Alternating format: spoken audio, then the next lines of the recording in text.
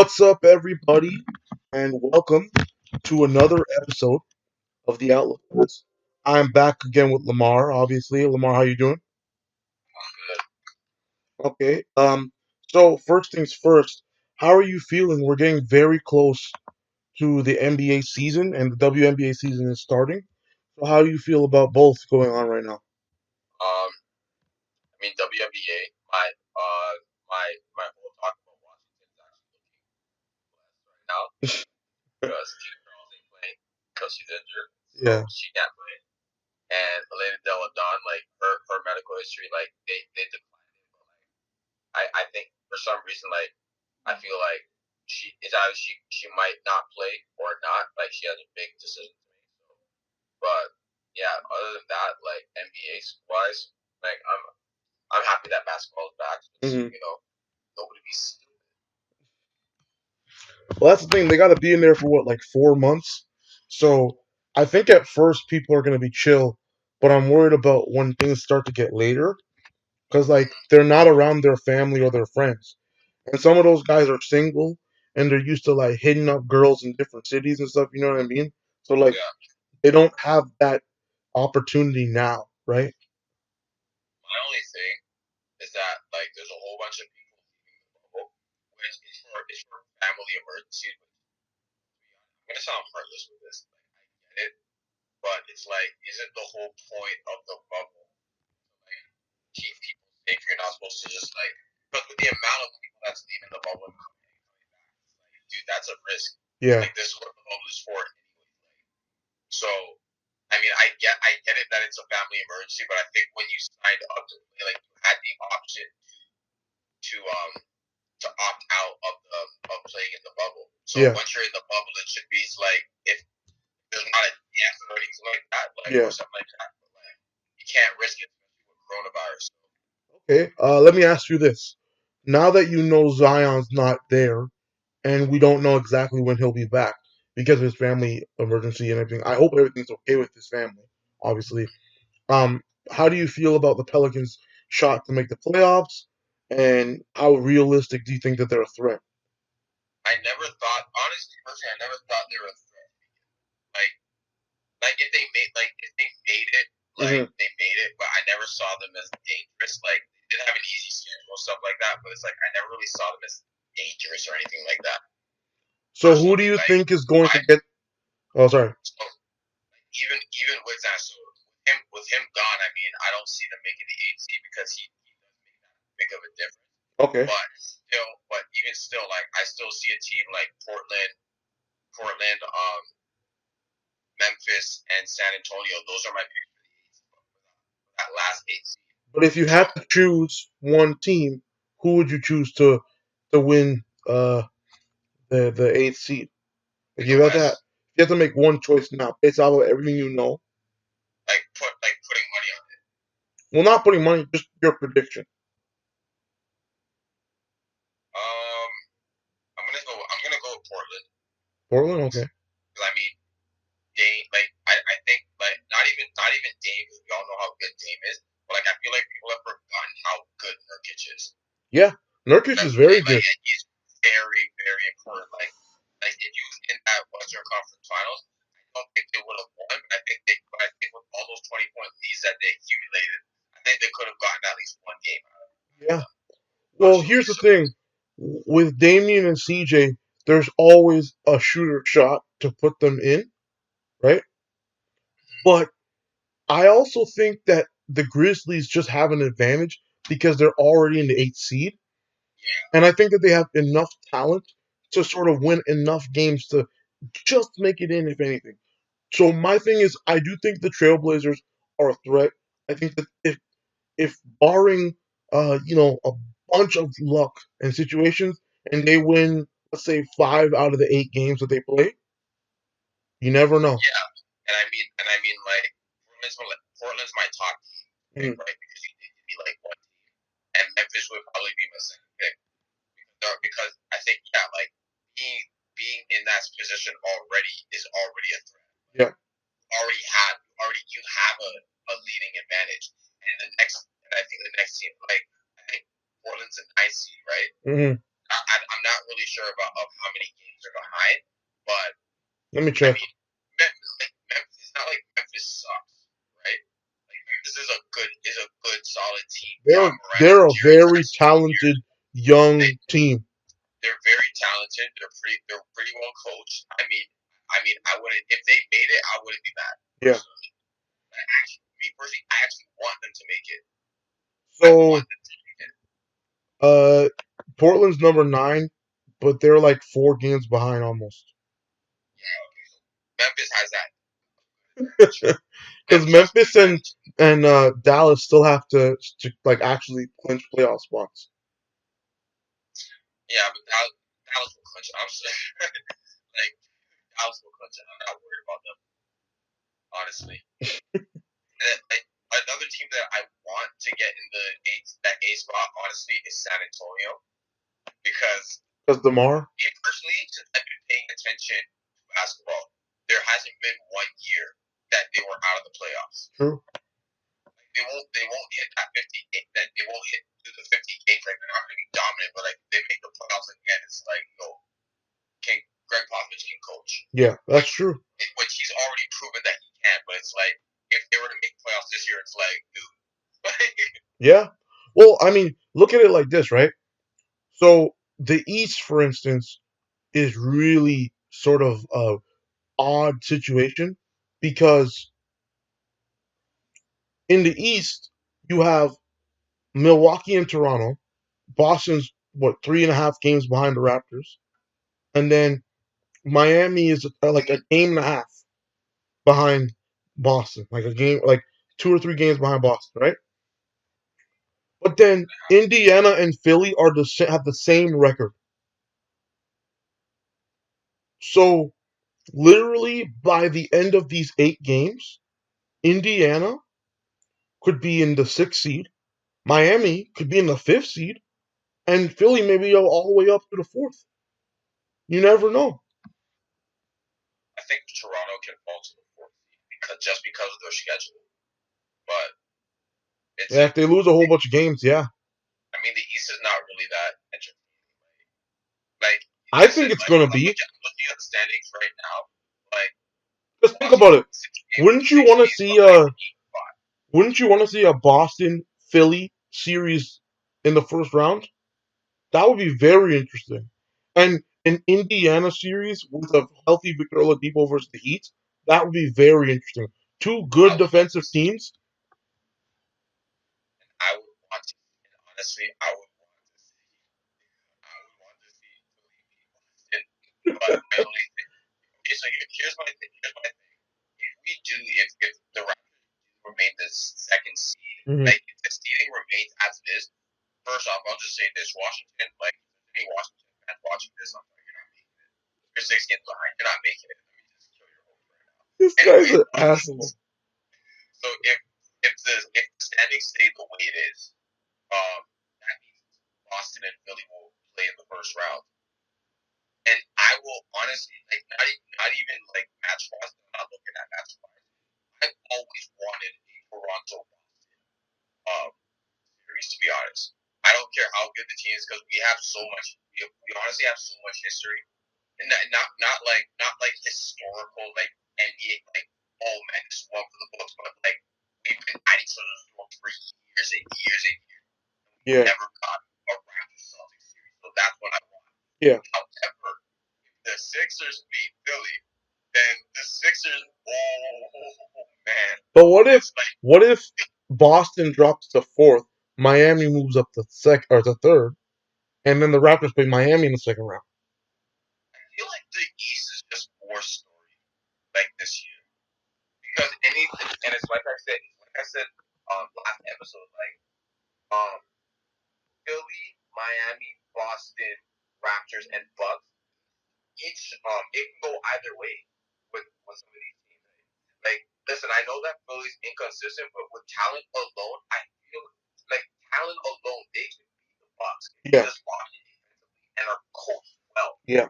Like, so I'll say that like Miami's a threat, Boston's a threat, Miami's Toronto's a a big threat. Like threat. everybody's a threat to everybody. It just comes down to coaching at the end of the day. I would So love, I would with personally love to see Miami versus Philly in the first round. That's my hope. You know what? You know what I think we should do. I think we should take these teams, Milwaukee, Toronto, Boston, Miami, and Philly. Just make up a bunch of series involving those teams and see which one will come out. Well, I think if you simulated it through 2K, Milwaukee would win every single time. Actually, funny thing, I simulated the season. Toronto won. I'm just saying. I simulated it. Toronto won the championship. Like Toronto repeated. So Wow, that's fascinating. it is fascinating. But do I think they can? Obviously, but am I gonna say it's like there's not like there's no other possibility except for Toronto to come out of the East? No, there's a lot of possibilities. Yeah. Because I can see Miami coming out of the East. I can see Philly coming out of the East, Boston and Milwaukee. There's legit Look, there's legit 5 teams that come out. I'm not saying that the Pacers are going to win a series or whatever. I'm just saying I would not want to play the Pacers in the first round. If I had a choice, I would not play the Pacers. I would not play the Heat in the first round. Those are two teams. I would play Boston before I played Miami. The only reason why is because with the streaky shooting Miami has, they could do that enough games to win. I would rather play Indiana personally. They're a good team, but Toronto's better. Like No, I'm saying for any team. I'm saying for any team. And that's just me. Like Indiana's a good team, but I just think Toronto's a better team. So that's just me. Because Indiana's so. Indiana took those Cleveland Cavaliers to 7 games, and they were like 4 points away from winning. So I'm not gonna take anything away from them, but it's just that they're not that team that I'm too afraid of. They're just coached super well, and they play really well defensively. And if Victor Oladipo plays, they have Brogdon, Oladipo, and T.J. Warren who can score and who can put up like 20 points. Imagine Brogdon, Oladipo, and T.J. Warren go off. Man, that's a tough. Sabonis is hurt. He hurt his foot. Sabonis hurt his foot. He's not playing. Oh, okay. Well, I mean, yeah, like there's 5 teams that can legit come out. Like I don't personally I don't see Indiana coming out. Like, Yeah, no. They're gonna be a problem, but I don't see them coming out. I'm not saying they're coming out. I'm saying they're a problem. Is my point. Yeah, they are. Definitely. Yeah. Okay. So let's talk about MVP because I know you got a lot to say about MVP. Not really. I think Giannis is going to get it. You think for sure Giannis is going to win it? Top 3 is then I have a lot to talk about. Okay, but who's your top 3 then? My top 3 right now is Giannis, LeBron, and Luka Doncic. Okay. If you had to pick a most improved and MIP right now, who would you pick? I'm gonna say my top 3, and then give my pick. Okay. So my top 3 is Pascal, Bam, and Brandon Ingram, and I'm gonna have to go with Bam Adebayo. Okay. Yeah. My top 3 would be Bam number 1, Pascal number 2, and I would say Domantas Sabonis number 3. And then I think Bam would win. I think Bam's gonna win it because of where the Heat are. He's an All-Star first time, and Pascal won it last year. Because the funny thing is, Pascal's scoring went up again. His rebounding is just like all of his stats are improved from last year, but it's not like he was averaging like 10 points last year. Now he's averaging 23, 24. I think he was averaging like 17 last year. I mean, I think Bam has the same case that Pascal had last year. Like Bam was on the bench, then he got a different role. Now he's going off. Yeah, he's facilitating and everything too now. And he won the skills competition. Yep. He's an actual problem. Like he's an actual problem. Like, and I like him. Like I think me personally, the fact that Pascal even has a case is amazing. Well, that just shows you the progression of his abilities. Yeah, and like he actually has a case to win. Mm-hmm. Like he has a case to be back to back most improved, which I don't think has ever happened. But if I were I would give it to Bam because I do feel like he is the most improved player. I didn't know him last year. Yeah. I mean, okay, I did know him last year, but that's only the league to me. So, and now it's taken seriously now because not only he's producing on a team with a great coach and Jimmy Butler at the helm. So, well, they have a lot of really great players on Miami, right? Like Kendrick Nunn is a problem. Kendrick Nunn might win what's it called, Rookie of the Year. wait, what did you say? Like, because if you look at I was looking at the rookie report and who they were saying is like number one, number two. Obviously, Ja is number one, but Zion's like fourth. Yeah, some people put him at number two, but like that's just bias. Yeah. Well, it's the expectation, right? Rookie of the year now. Like what? It's the expectation, right? Yeah. Are we talking about rookie of the year now? Yeah, you want to talk about Rookie of the Year? Sure. My top three, and listen, I'm not. And before I say this, I'm not a biased Raptors fan. Okay, I'm not a biased Raptors fan. He's a little bit biased. It's okay. It's okay. It's okay. Like the Americans, he's a little bit biased. My top three is John Morant, Kendrick Nunn, and Terrence Davis Jr. and listen, and here's why. Like I understand that first off, the rookie of the year is going to be calculated from the beginning of the season to when the season shut down. So the bubble's not going to be included. That's my thing. I just feel like Zion can make the rookie trophy, that's fine, but it's like I can't reward someone who only played 8 games. Like I'm sorry. Like you're a great talent. Like I'm not gonna take you away from. I'm not gonna say you're trash or you're a bust. But you only played 8 games, and there's other people that played more games and have produced.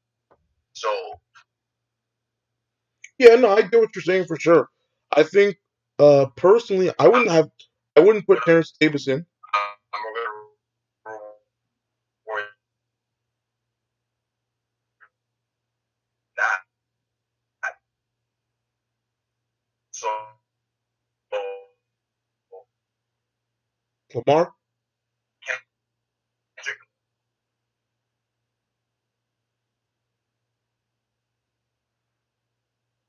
I don't know if that was you or me. Your phone just cut out.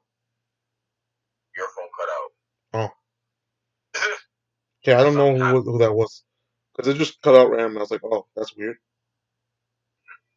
Would you say you put in instead of Terrence Davis? So for me, I wouldn't put Zion in either because I don't think Zion has shown enough in the sense of a full season span. So it's tough because here's the thing, right? Obviously, it's perspective driven. Like we watched the Raptors, so we've seen the progression, we've seen the growth of Terrence Davis, and it's easy to say, "Oh, Terrence Davis has to be in there," but he hasn't had great. Like he hasn't had 2, 3, 4 months of greatness. He's had 2 months, maybe. He's had games where he shined. But the thing is the Raptors are good by committee, so it makes sense that he has that. But I think it has to be between Nunn and it has to be between Ja. And I think that your third pick is your perspective, it's your opinion, whatever you believe. My thing is I can't give it to Zion. I don't think Zion should be in the top three. It's just not fair if it would be. Right? I mean, you can put Eric Pascal in that. Yeah. For sure. I mean, like, here's the thing.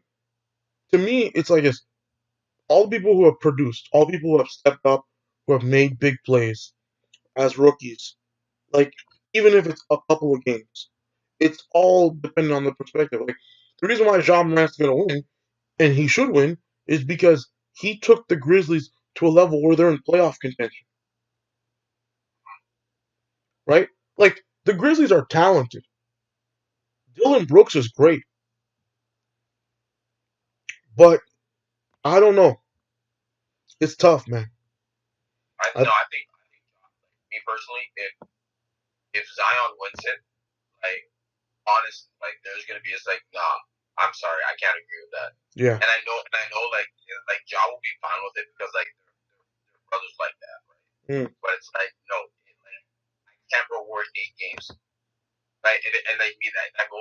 my thing. Like I don't want to. I'm not trying to turn this into a Zion bashing thing, but I just think he's overhyped. Like especially with the 2K cover. I get it it's for the next generation thing, but it's like 8 games. It's like and that's all I keep going. Or no, not 8 games. I think it was 19 games or something like that. It's Lamar. It's the name. That's what it is. And I get it. And no, trust me, I get it.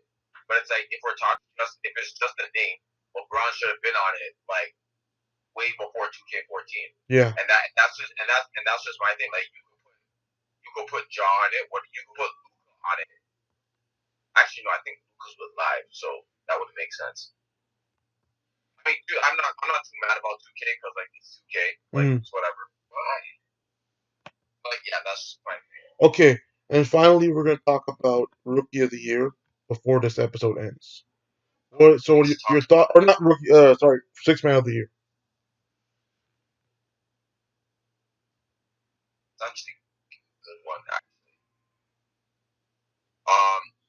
My top 3 is gonna be. I'm really trying not to be biased. I'm just putting it out there. Fred VanVleet. Fred started though.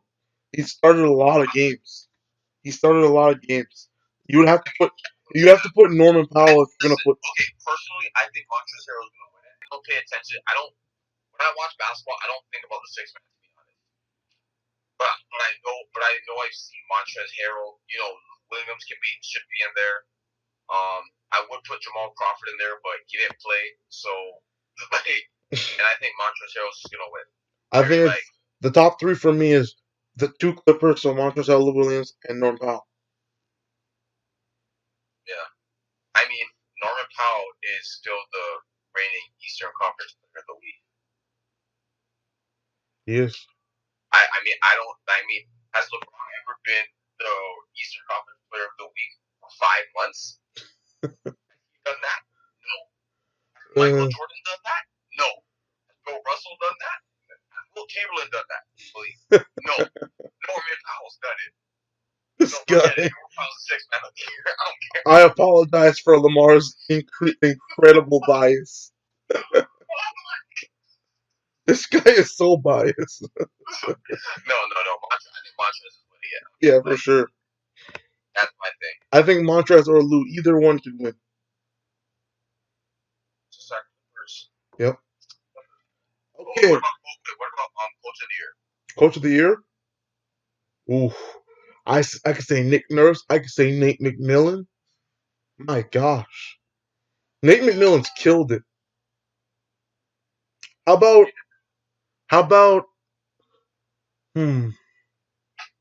no. Okay, I'm gonna go Nate McMillan as my Coach of the Year. With all the injury problems that they've had, they're still in the top 5 of the East. My coaches are going to be Nick Nurse. I don't know who the coach of the Grizzlies is, but he's gonna get my vote as well. Yeah. And I'm gonna go with Doc Rivers as my 3rd choice. And I was gonna say Doc Rivers. Throughout this episode, I said a lot of option players, but I didn't say they'd win. I didn't say they'd win. In other words, I'm biased as heck, but I don't want to say I'm biased. I did not say they would win. You're so biased. But, no, I think this is the one. I think this is the one award I think the Raptors are going to take, and I'm going to give it to Nick. And I'm going to give it to Nick Nurse. The head coach of the Grizzlies is Taylor Jenkins. Huh? The head coach of the Grizzlies is Taylor Jenkins. Listen, I did not predict Memphis being in the 8th spot. I did not predict that. I thought they would do really well. I didn't think they'd do that. I didn't think they'd do that well. I think they'd make an improvement. I thought they would make an improvement, definitely, but I didn't think they'd do this. They got pieces, man. They got pieces. Oh yeah, the Kings. Actually, you know what's funny? Yeah. Do you know a YouTuber called Click? I'm just gonna You know, We like can make a video calling them out. yo, listen. Honestly, because I forgot the Kings were in part of the bubble thing. Yo, send me their links and stuff, and then I'll tweet at them. Yo, for a like month. honestly, because honestly, like he brutalizes the Kings all the time. It's like, oh look, it's a franchise that nobody knows and stuff like that. I completely forgot that the Kings were in the bubble. I completely forgot about that. I didn't. The Kings are a problem. They're just not good enough to make it right now. Not a problem. Okay. So thank you guys for watching another video of the Outlet Pass. I want to say thank you to my co-host Lamar. And we're gonna keep grinding out videos. So just let us know what you want to talk about in the comment section below. We're excited for the NBA season to start again, and we're excited to see what happens. Lamar, do you have any final words? Yeah. Take care. Don't do drugs.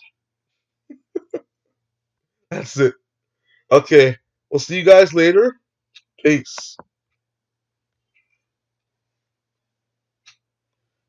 Let's see if this is recorded.